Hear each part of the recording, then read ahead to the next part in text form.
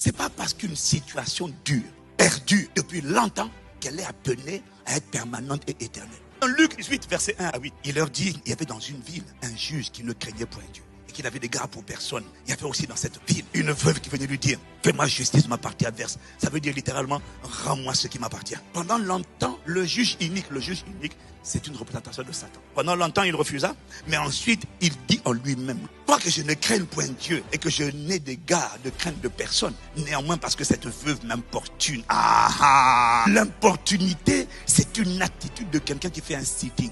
Donc, je viens devant Dieu pour dire pardon des saisons que je n'ai pas discernées, que j'ai ratées. Mais je ne bouge pas de là. Maintenant, après, je dis à Dieu. Et quand je suis arrivé en retard, là, il y a quelqu'un qui est assis sur ce qui m'appartient. Ma santé, mes finances, mon travail, mon mariage, mon destin. Avec Dieu, je dis, Seigneur, pardon. Mais avec le juge unique là, je vais dire, tu vas me rendre ce qui est à moi. Je ne vais pas te laisser t'asseoir sur ma famille. Je suis la génération qui finit avec les combats. Je suis la génération qui commence un nouveau cycle de bénédiction générationnelle. Pendant longtemps, il refusa, mais il a avoué une chose. Il a dit, parce qu'elle m'importune, je lui rendrai son dû, afin qu'elle ne vienne pas sans cesse me rompre la tête.